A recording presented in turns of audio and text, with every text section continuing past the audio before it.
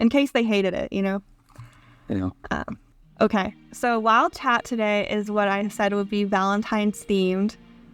And for me, I feel like this isn't a very, I don't know, I feel like it's not really an all audiences topic, but we'll keep it light.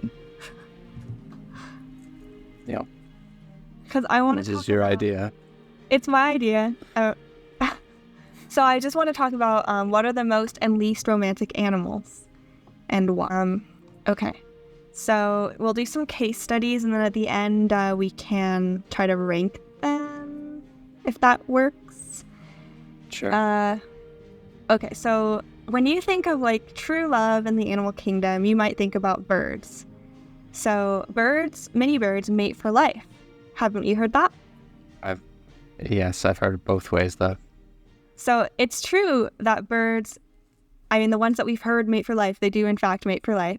However, that does not equal like fidelity, mating fidelity. So actually, almost every bird I've ever heard of that is in a monogamous relationship cheats, quote unquote cheats. I feel like I heard that about penguins. Is that true? Yeah, it's true of all, like I said, every bird that pair bonds and like has a just one partner.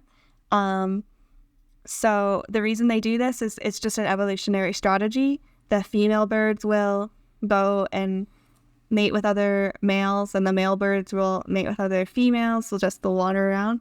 And also, you know, like penguins have been shown to be gay. I'm sure other birds have done that as well. It's not really, it's not necessary for birds who are in a romantic relationship with each other to stay faithful. However, I do think that they have dedication to each other, and that's what I find very romantic and heartwarming. Peregrine falcons, they will hunt for each other while they're raising the kids. They will like fly around together. They seem to be really dedicated to each other. Penguins, they do the whole thing where they take care of the egg while the other hunts. And like they're, So it's like two will have a nest and have young that they rear. And they'll be a pair, but they'll also go out and meet other birds. Yes, because having two birds raising the chicks is very beneficial. Those chicks will survive better if there are two. However, it's also beneficial to not put all your eggs in one basket and to make sure you have genetic diversity in your children. So, and like, what if you've made a bad mate choice? You don't want to just stick to that one mate. You want to spread your kids also around in other nests in case something happens to your nest. So it could be that they're rearing kids that like aren't necessarily the pairs. Many birds are probably raising some other bird's kid. But they are fine with that because everyone does it. It's like equal, you know? Unless we could do a study. I'm sure someone could do a study and see if there are some male birds that have more kids than other ones and if it's actually not equal. But probably. I feel like it would be really hard for it to be exactly equal. Let's see. The swans do the thing. What is it like? The swan song isn't related to mating. It's just like what they make a sound right before they die. But it's interpreted romantically sometimes. Like it's like, oh, they miss them so much. I don't know. It's going to sound really dumb, but that's where the swan song comes from. They make a sound before they die. That's what I've read. I don't really know. Yeah. Huh. I'm learning so many phrases now. Don't put all your eggs in one basket. A swan song. You never heard that before? I heard it. I didn't think it was like a literal fact about birds. Oh, it is. Let's see. Bowerbirds and other birds who do really cool dancing displays and who like present presents and things. That seems very romantic to me. They're trying to impress the girl. They've got all of the dancing, the moves down. Albatrosses travel for ages. Then they finally meet again. They do a dance and they raise their kids together. Lovebirds, the sort of parrot type thing, they've been known to die of a broken heart. That's sad. So, yes. So I do think that birds are quite romantic. It's just if you're like, equating romance to fidelity, that's where I would say they're not so romantic, you know? Yeah, I guess you have to give a definition of what you mean by romantic at the... Yeah, exactly. It depends on your definition of romance. And another thing about birds is ducks, and probably some other birds too. We know about ducks, right? Yeah, it's pretty bad, right? Male ducks can be very violent. So I wouldn't say that's very romantic. But like once they have the girl, they'll like help her out forever. So again, not like they'll have a nice nest together, and the same like caring for your mate thing goes on. But the beginning of a duck romance is not romantic. No. Do you have any other thoughts? Okay. Horses.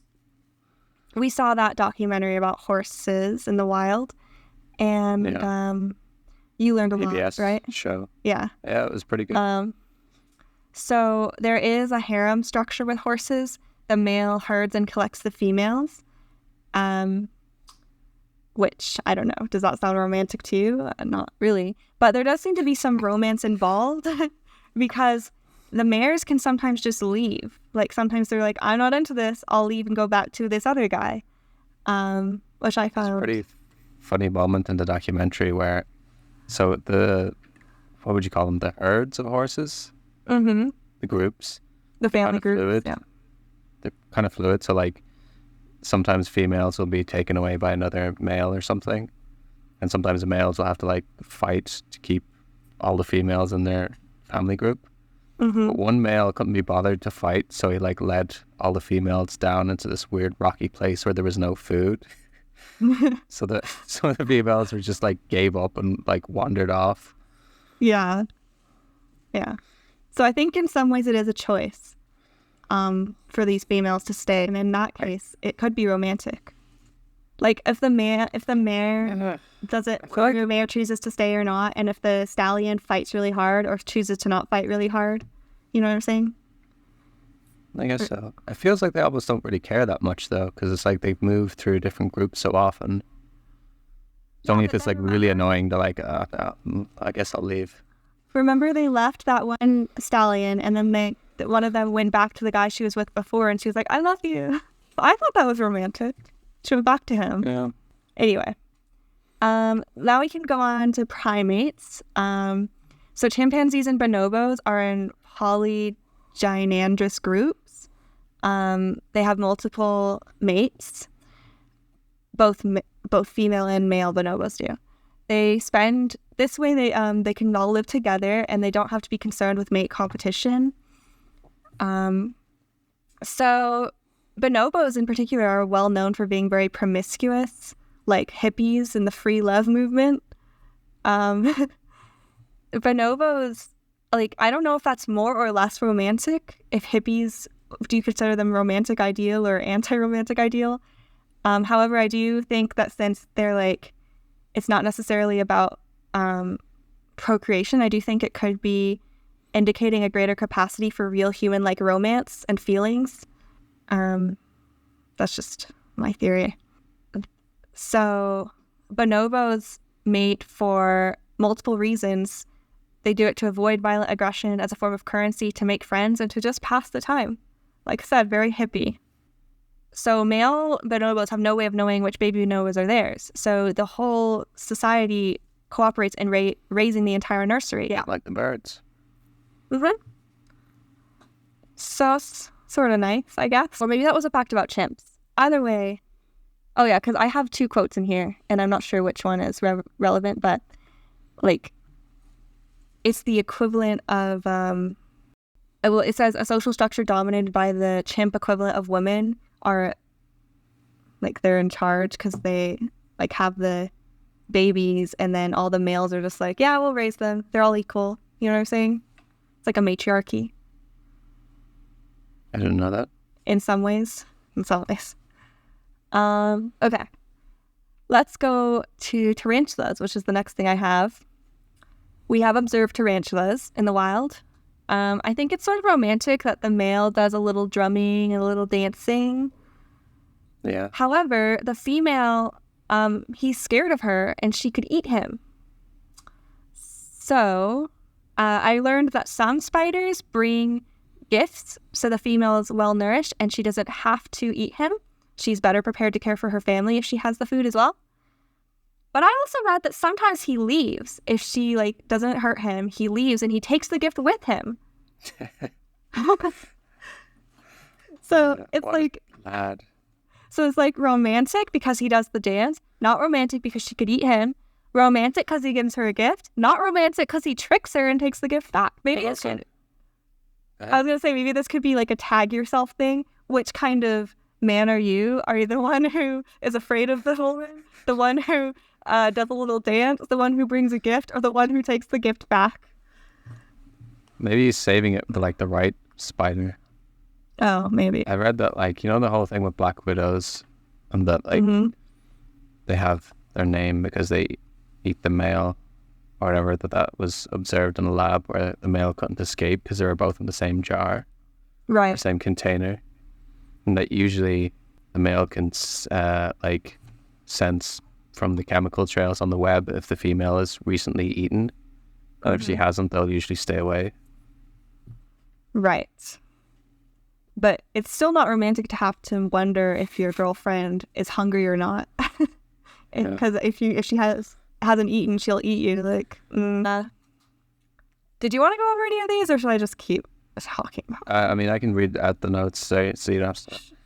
Sure. Praying mantises only do the murder thing. You should read out my notes word for word. If she's in a bad mood, so not really that bad. Right, it's true. She's only if she's in a bad mood. I feel like all of these things are just because they're so grim, they become the default fact, even though it might only been observed a few times. Like a bird eating spider, that was only very rarely observed a spider eating a bird, but because that's so shocking, that's how they got their name. So it's okay to murder if you're in a bad mood. Is that what you're saying? It's not a big deal? No, that's what you said in the notes. These are your words. Okay, I want to talk about the anglerfish. We can switch off maybe. The anglerfish, the male latches onto the female. And that's sort of romantic. It's I love you so much, so I'm not going to leave you. But then he's a parasite because he can't get his own food. So he takes her nutrients from her body. But then eventually his body gets absorbed into hers and he has no body left and she continues to live. So who's being romantic there? I would say that the male is being, in a way, quite romantic, except for the intermediary stage when he's a parasite. Yeah, I guess so. But he's giving up his life for it, so maybe it's okay to be a parasite for a little bit. It's okay to be a parasite if you're giving up your life for someone. Correct. Don't take any of this as advice from us. Okay. You can choose. You don't have to go in order. You can choose whatever animal you want to talk about. I'll go in order for now. Okay. Bees. The males are very dedicated to the queen and either spend their life serving her or mating with her and then immediately dying. Do they die as soon as they mate? Mm-hmm. It kills them. The act of mating kills them. Wow. I guess that this is romantic in a kind of tragic way. Yeah, it's the queen. She's awesome. The male bees all love her. They're either going to spend their whole lives helping her out or they're going to mate with her. It's their one chance and then they die. That's Romeo and Juliet. I guess, but the queen lives. Well, it's Romeo. Yeah, maybe someone should rewrite that where it's Romeo and a bee. Romeo and a bee. Okay. Okay, next is garter snakes. You might have heard that they have a mating ball. It's a single female and up to 100 males. And they're wrestling to be the winners, basically. However, some male snakes spend their time trying to trick other male snakes. And I guess they waste their time. And I don't think the mating ball is very romantic at all, I must say. I know anacondas do this as well. Green anacondas. Well, maybe a lot of snakes do this. Actually, I guess it's sort of like The Bachelorette, which not that that's a very romantic show. I don't know. Yeah. But I think it's funny how some snakes are just tricksters. They're like, How do they look at trick me." them? Oh, they They pretend to be a pretend to female. be female. Mm-hmm. Oh, and then a snake tries to court them. And then, Yeah. They're trying to make their own mating ball, and then I guess they sneak away or something. I don't know. there's just a big mating ball where it's all confused males. Yeah. Sneaky snakes. Mhm. Next, humpback whales. Males sing beautifully. They're also quite private. What does that mean? It's the next sentence. Oh, because mating has never been witnessed. Yes.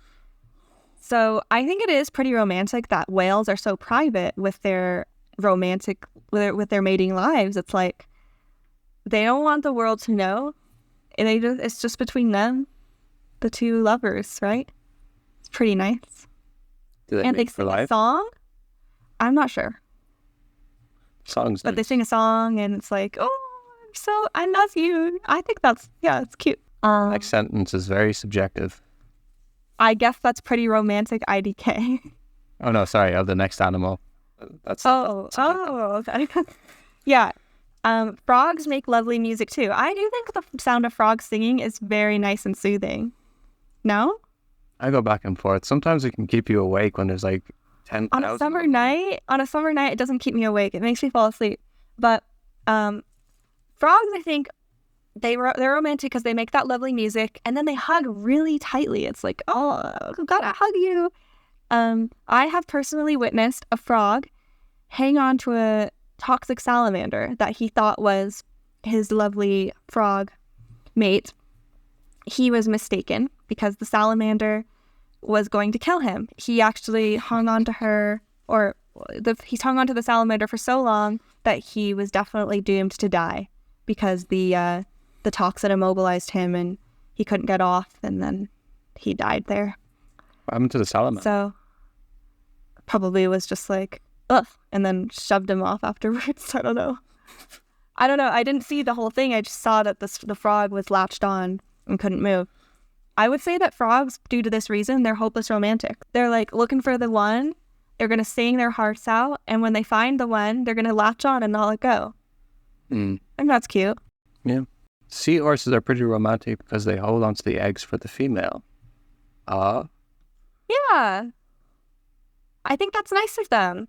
Like a lot of animals, the male isn't around for most of the time. He doesn't do all the work. And in this case, he does like the bulk of the work.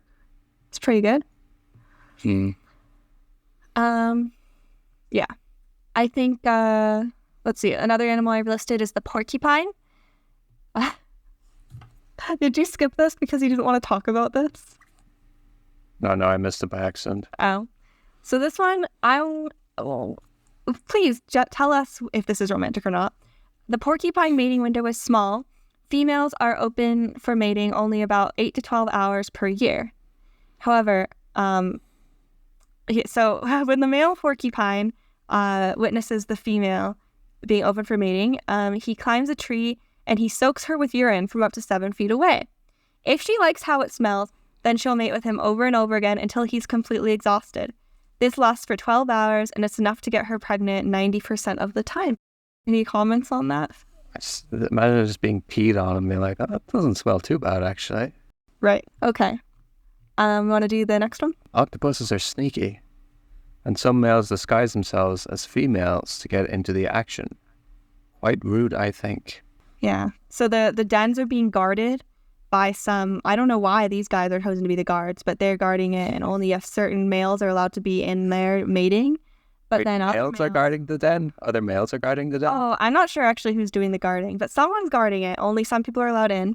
Some octopuses. And one human. Are you looking all right? And the males, like, some of them are the lucky ones, but then they disguise themselves as females and go inside. Now that is very unromantic. They're using trickery. Yeah, that's Very unromantic. So lions, they stick around. They protect their ladies. They're like doing all this work. They're fighting the other males. They are doing some hunting, and I would say they're pretty good boyfriends in a way, but they also when they meet a new female lion, they tend to kill her babies. Not the most romantic thing. Yeah. But other cats are more loners, and they're not going to be living in a family situation. And they also might kill the cats, the cubs sometimes too. So I would say lions are the clear winner for romance as far as cats go. I don't know if this is considered romantic, but you know the way like tigers, it's the female who raises the cubs. Mm-hmm. A female tiger was killed when she had cubs, and then the male returned and he raised them until they were ready to go out on their own, I guess. Aw. That's cute, though. Did you want to do a ranking? A rating? Who's I guess. most We have to do it sort of quickly, though. Yeah. At least I think the octopus is down there. Mm-hmm. Yeah, we don't need to rate all of them, just like say what some benchmarks I would The say. extremes, I would say that some of the most romantic would be birds. Yeah. Because I think they sort of have an agreement with each other. They're like, I'm not going to ask, you're not going to ask. And they're sitting together to raise the kids, whether or not. I mean, they're all cool with it seems like. Yeah. So I think birds are very romantic, except for maybe ducks and some other birds like ducks. And then I think that chimpanzees and bonobos, to me, they seem very romantic. Even though they don't stick to one partner, I think in their like big groups, they seem to be doing all right and they seem to care for each other. Yeah, I'd say any animal that does some kind of song or musical dance, that's sort of cool. Humpback whales, frogs. And the tarantula dance. Oh yeah, the tarantula dance. I think there's some lopsided romances here that we can't really fit into the ranking because bees, that's very lopsided. Like, why does the female get to live and then the males are dedicated to her? What does she do for them? You know, why? Pretty much just the bees is what I'm thinking of. The anglerfish, same thing, actually. Like, the male dedicates his whole life to her. She's just like, whatever, another guy stuck to me. Well, yeah, I think horses have the potential to be quite romantic in some ways. So, yeah, definitely octopuses are way low. Porcupines, so we didn't really find a lot of ones that we find totally unromantic except for the octopus. So that seems pretty good. Yeah. Maybe they didn't look hard enough, but... Should we move on to cryptid question? Yes.